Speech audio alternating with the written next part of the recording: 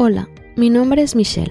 Estás escuchando Ni de aquí ni de allí, un podcast que empecé en mi habitación de au pair en Alemania a finales de 2017. Soy hija de migrantes ecuatorianos en España y yo misma fui migrante en Alemania. Este es uno de 2 episodios en los que voy a profundizar en mis historias migratorias para que puedas entender la evolución que tendrá la 4ª temporada. En este episodio te voy a contar cómo mi búsqueda por escuchar a otras personas, hijas de migrantes latinoamericanas como yo, hablar sobre su historia, me llevó a crear este podcast. Mi historia migratoria empieza cuando mi padre vino a Barcelona y nadie me explicó por qué se había ido de repente. Al pasar los meses, empezamos a recibir regalos, fotos y llamadas de teléfono desde España. Pero, ¿dónde estaba España? Yo apenas tenía 8 años y para que mi hermano y yo entendiésemos la distancia, mi madre compró un mapa mundial que colgó en su taller de costura, donde yo me pasaba las tardes mirándolo, tratando de entender. De pronto comenzamos a ir a oficinas y a escuchar conversaciones sobre reunirnos con mi padre. Nos íbamos a España a encontrarnos con él. Recuerdo un sobre hecho de un material muy resistente, como de caucho, donde mi madre guardaba nuestros pasaportes recién hechos junto con todos los documentos que íbamos acumulando antes del viaje.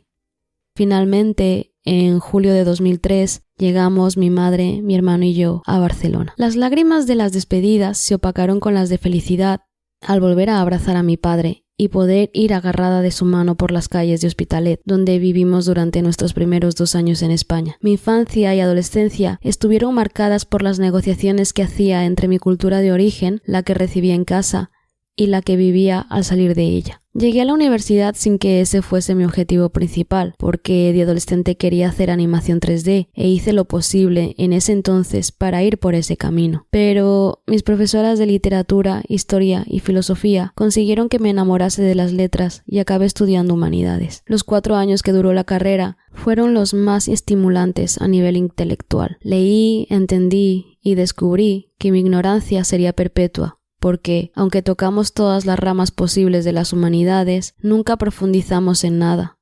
Nunca hubo tiempo. Nunca lo habría. Y aunque mi situación hubiese sido diferente y hubiese venido de una familia burguesa adinerada, no venía con un trasfondo familiar en el que se me hubiese proporcionado conocimientos literarios, ni políticos, ni tampoco idiomas. No obstante, mis padres se esforzaron para que mi hermano y yo pudiésemos acceder a ellos por nuestra cuenta. Así que aprendí que la actitud que debía conservar era la de la humildad intelectual. Durante los últimos meses de mis estudios universitarios decidí irme como au pair a Alemania. Alemania siempre había llamado mi interés por varios motivos. El primero, por el contexto religioso en el que crecí. Durante los meses en los que estuvimos separados de mi padre en Ecuador, mi madre se acercó a una iglesia evangélica en donde encontramos el apoyo y la compañía que necesitábamos en ese momento de nuestras vidas. Eso hizo que mi madre buscase, al llegar a Barcelona, inmediatamente una iglesia evangélica en donde también encontramos ayuda y guía durante varios años. Aunque hay muchos temas que tocar respecto a la religión y la migración, y si te interesa quizá podría desarrollarlos en algún episodio más adelante, me centraré en 3 elementos que marcaron mi educación. El primero es la Reforma Protestante iniciada en Alemania como origen de nuestra rama del cristianismo. Si bien la teología protestante se entiende a sí misma como la forma más cercana al primer cristianismo, no deja de ser una rama más de una religión cuyo origen está en la tradición y religión judía. Así pues, cada 31 de octubre, el día en que se conmemora la Reforma Protestante, veíamos en la iglesia la película Lutero, protagonizada por el mismo actor de Shakespeare in Love, y también el comandante Fred en El cuento de la criada, como si fuese una película de Navidad que explicaba la razón y el origen de nuestra forma de vivir el cristianismo. Después comentábamos la importancia de leer y estudiar la Biblia de forma personal, pues ahí radicaba nuestra principal diferencia con el cristianismo católico. Así, la Biblia es el segundo elemento que marcó mi forma de acercarme a los textos en general. En la iglesia teníamos una escuela dominical para las niñas y niños en donde, desde pequeñas, aprendíamos el orden de los libros en la Biblia, su división, y también memorizábamos algunos pasajes. En la adolescencia, pasamos a hacer estudios más intensivos que a veces incluían contextualización histórica de los libros bíblicos individualmente y, a veces, también nos apoyábamos en Biblias hebreas, griegas y latinas, comentadas o bilingües para nuestros estudios. Yo era una de las personas que se tomaba muy en serio todo este estudio y dedicación. Tanto que cuando me fue posible asistí a seminarios y eventos que me permitieron profundizar todo lo posible en la teología. Además, también leía todo lo que cayese en mis manos sobre teología protestante. Eso me ayudó mucho a la hora de aproximarme a la literatura y al arte occidental hasta el siglo XIX, pues al final la presencia de elementos de tradición cristiana está presente ya sea para criticarlos o defenderlos. Es por eso que mi poeta favorito es el alemán Friedrich Hölderlin, porque en Pan y Vino, uno de sus poemas, combina mitología grecorromana con el cristianismo de una forma magistral. Para mí, su obra mostraba un desarrollo coherente en las mitologías occidentales. Así que sí, los últimos motivos por los que me sentí atraída por Alemania fueron precisamente la literatura y la filosofía. Mi bagaje religioso me proporcionaba unos conocimientos que me permitían acceder a los textos alemanes de una forma diferente a la que mis compañeros ateos, agnósticos o católicos lo hacían, mientras la mayoría se esforzaba por intentar conectarlo con otros filósofos occidentales o mitología grecorromana. Para mí la literatura alemana se me presentaba tan clara por su fuerza introspectiva, basada en la lectura bíblica tan arraigada en esa cultura, que vivió el acceso al texto bíblico como una verdadera revolución. Para mí, la revolución sobre mis identidades, de hecho, comenzó precisamente con un texto escrito por un autor alemán con raíces turcas. En una clase de literatura alemana, en tercero, leímos un fragmento de Cómo Adán consiguió su nuez de Feridun Zaimoglu.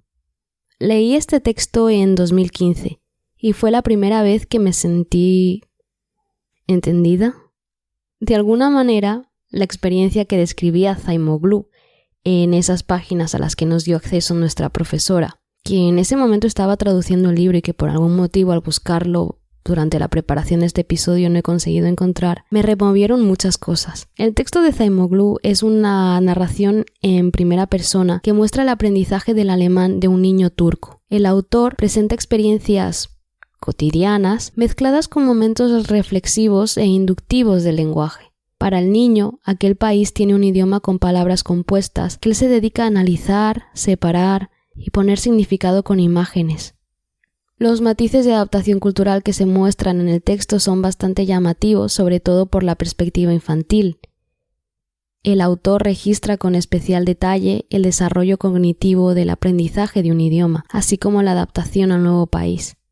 Todo esto alentado por los padres del muchacho que le animan a apartar sin miramientos todo vestigio de sus orígenes. La narración y perspectiva de estas cuestiones me llevó a plantearme a mí misma por primera vez diversas preguntas. Una de ellas fue si es positivo abandonar totalmente los orígenes por tal de integrarse, de negar la cultura de los padres migrantes persiguiendo una idea de integración exitosa que incluía el éxito académico y el aprendizaje del idioma. También, al ver por primera vez retratada la pérdida de la inocencia infantil del niño migrante al asumir su propia integración en la sociedad alemana como un trabajo infantil, comencé a intentar revisar mi propia infancia en España. Ese primer intento de reflexión fue muy doloroso y decidí abandonarlo y seguir enfrascada en mis otras obsesiones. Por aquel entonces yo intentaba entender a los grandes filósofos occidentales. Estaba en una etapa en la que mis obsesiones eran las obras del filósofo danés Søren Kierkegaard, padre del existencialismo, y las del austríaco Ludwig Wittgenstein, cuya obsesión con el lenguaje me atraía. Cruzarme con Zaimoglu en esa clase de alemán reforzó mi interés por Alemania. Al tocar ese texto me di cuenta de que ese país tenía escritores que estaban reflexionando y creando unas obras fascinantes sobre experiencias vitales como la mía, pero que para poder acceder a ellas necesitaba aprender alemán, ya que no son obras que se traducen masivamente. Así que leer a Hölderlin en su idioma y la esperanza de ser capaz de leer y escuchar más sobre estas experiencias de niñas y niños migrantes fueron algunos de los motivos iniciales que me impulsaron a tomar una decisión muy arriesgada a ojos de mi madre latina. Irme como au pair a Alemania a cuidar a los hijos de una familia desconocida no era precisamente lo que mis padres esperaban que hiciera con mi vida justo después de terminar mis estudios de grado. Les expliqué varias veces que mi idea era aprender alemán y hacer un máster de 2 años que me permitiese acceder a un doctorado en Barcelona después. La experiencia de estudiar en el extranjero y saber alemán me permitiría distinguir mi currículum académico un poco. Sin embargo, uno de los motivos apremiantes de hacer el máster en Alemania fue el económico. Para postularme a la candidatura de doctorado que había consultado, me pedían 2 años de posgrado. Eso implicaba o buscar un máster de 2 años o hacer 2 másters que, al ser de letras, no sería tan costoso como uno de ingeniería, pero me costaría entre 2.000 y 6.000 euros que no tenía. En Alemania, la educación era prácticamente gratuita y los másters eran por defecto de 2 años. Nunca se me pasó por la cabeza esperar que mis padres pagasen ese dinero por mis estudios de posgrado. Para mí, ya habían invertido suficiente dinero en mi educación. Así que me tocaba buscar la manera de perseguir mis metas académicas por mi cuenta. Planeaba vivir en Alemania un máximo de 3 años y luego volver. Volver estuvo claro desde el principio. Sin embargo, me quedé 5, los últimos 2 años luchando contra la decisión racional de quedarme allí o la emocional de volver a España, pero de eso hablaré en el próximo episodio. Volviendo a mis padres, después de que mi familia anfitriona en Alemania hiciese una videollamada con ellos y de que yo fuese a conocerlos en junio de 2017, mi padre se quedó un poco más tranquilo, pero mi madre no tanto. Y aunque aceptó mi decisión, la preocupación no la dejó tranquila hasta que comenzó a recibir vídeos y fotos míos casi a diario con los niños o enseñándole alguna cosa, como cuando vi por primera vez cubiertos de nieve algunos de los paisajes que ya se me habían hecho habituales. Creo que hablar sobre Alemania en detalle es algo que no he hecho todavía y es importante. No es que vaya a hablar del país en profundidad, pero si te he contado todas estas ideas e ilusiones con las que me fui al país germano, es porque quería mostrarte hasta qué punto me fui con unos ideales tan ingenuos, propios quizá de mi edad. También quería hablar un poco más de mi contexto, ya que sería la base sobre la que se construiría este proyecto que buscaba escuchar a otras personas, hijas de migrantes latinoamericanas como yo, hablar sobre su historia. Esto es algo que me agobió muchísimo durante mis primeros meses en Alemania. Ya sabes que cuando aprendes un idioma nuevo, saber presentarse y explicar un poco de dónde se viene como extranjera es algo que se hace en las primeras clases. Pues para mí, que como se habrá podido intuir, me obsesiono bastante con autores, preguntas y cuestiones varias, se me hizo un mundo decir que venía de Barcelona y que había nacido en Ecuador. Arrastraba esa obsesión por el lenguaje, por lo que a veces me sentía extraña cuando decía «vengo de Barcelona, pero nací en Ecuador». ¿Por qué decía pero? ¿Es que acaso estaba justificando algo o quería señalar algo? En España nunca dudé, nunca vacilé. A la pregunta ¿de dónde eres? De Ecuador, respondía automáticamente sin pensar. Y ahora me debatía internamente en qué significaba usar pero, aber o y, und. Vengo de Barcelona y nací en Ecuador. Para mis compañeras de clase de alemán, mujeres croatas, italianas, griegas o sirias, era curioso. Ellas me preguntaron en ese idioma que para todos era nuevo, ¿qué pasó en Ecuador? ¿Por qué se fueron tus padres? ¿De dónde te sientes más? Era la primera vez que me preguntaban eso de forma tan interesada y directa. Al escuchar muchas de sus historias migratorias, de nuevo, en un alemán que a veces se nos trababa en la boca, me di cuenta de que yo no sabía contar la mía, en ningún idioma. Así emergió la idea del podcast. Mi idea era la de crear un espacio de audio que acompañase a otras personas de la misma manera en la que los podcasts me estaban acompañando a mí, mientras recogía y limpiaba los viernes las habitaciones de los niños a los que cuidaba, o mientras les cocinaba, o cuando iba de camino a recoger al más pequeño en la guardería. El formato podcast en 2017 era un formato que había que explicar, pero no me importaba porque la relación que sentía con algunos de los podcasters que llevaba tiempo escuchando no se podía comparar a la de los youtubers o influencers. Esa especie de intimidad que sentía con el audio era algo que quería que se pudiese encontrar, y ni de aquí ni de allí.